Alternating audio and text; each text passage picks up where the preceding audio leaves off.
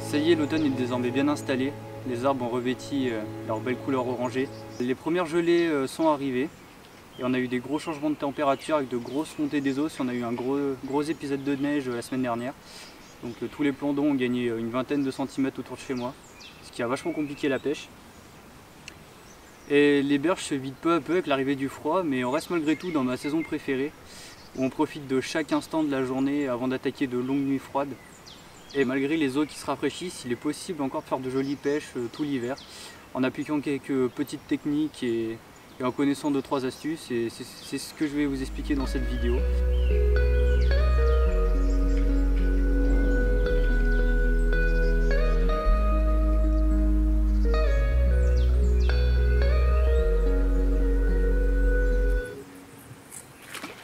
Donc dans un premier temps, j'ai commencé par choisir le plan d'eau. J'ai préféré des plans d'eau que je connais très bien, où je connais la topographie des fonds et surtout l'habitude des poissons. Car en hiver, même s'ils n'arrêtent jamais de s'alimenter, ils diminuent considérablement leur activité. Pour préserver des forces, ils vont limiter leur déplacement. Donc là, je vais pouvoir aller directement chercher où je pense ils sont. Donc trouver des zones de passage, des zones d'alimentation, par exemple sous des branchages vers des bordures. Et ça va me faire gagner énormément de temps dans ma pêche, car je vais directement pêcher où sont les poissons. Donc je ne vais pas me permettre d'amorcer une zone en espérant qu'ils viennent, car ils pourraient tout simplement jamais venir. Et ensuite, une fois que le plan d'eau est choisi, je vais choisir mon spot en fonction de la météo du jour où je vais pêcher. Donc hier je suis venu, il faisait un beau soleil, donc j'ai préféré une zone un peu moins profonde, en plein soleil toute la journée et pas bien battue par le vent. Et aujourd'hui il fait beaucoup moins beau, plus de soleil et la température a baissé. Donc là je vais choisir des zones un peu plus profondes.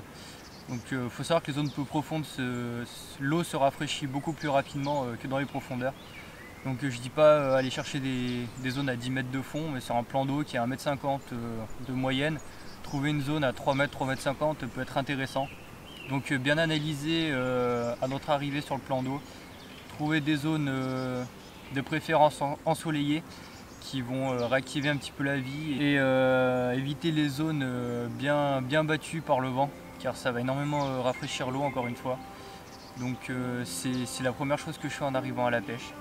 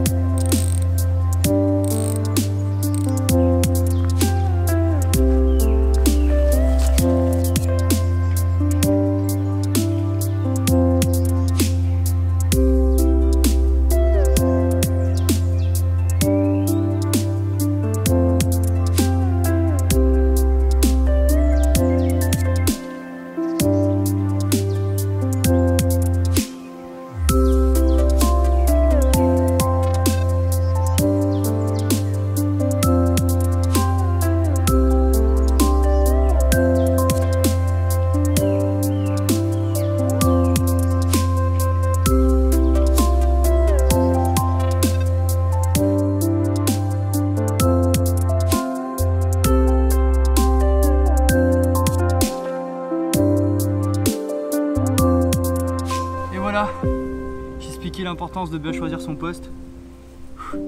Seulement 20 minutes après que la canne soit posée, joli petit miroir qui s'est tanké dans un arbre. J'ai pris mon temps et elle est ressortie toute seule. Donc sur un petit spinner rig avec juste une pop-up et une poignée de maïs doux par dessus et ça suffit hein, quand on pêche au bon endroit. En général ça attend pas bien longtemps. Magnifique poisson avec des jolies petites écailles là, avec de belles couleurs, tout en force, prête pour l'hiver.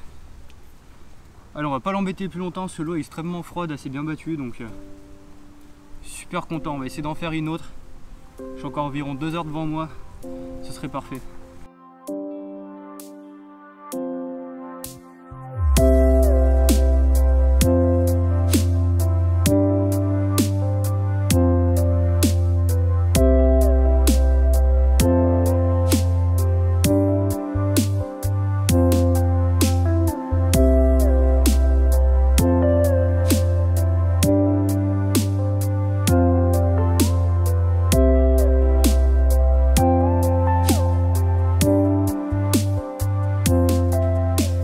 Deuxième poisson, seulement 30 minutes après la première. Ouais, tout en longueur, toujours sur le même amorçage, hein, même pas. Donc comme quoi une canne bien placée, toujours moyen de faire des belles pêches en hiver. Fin de ce petit coup rapide de même pas 3 heures. Au final je fais 2 poissons en 1h30, donc ça a répondu plutôt rapidement. Donc pour les personnes qui hésitaient encore à ranger les cannes en hiver, franchement, tentez votre chance, il y a encore de belles pêches à faire. Et surtout, si vous choisissez les bons plans d'eau avec les bons spots, comme j'ai fait aujourd'hui, il y a moyen que ça réponde très rapidement et de faire encore quelques poissons cet hiver. Allez, bonne pêche à tous!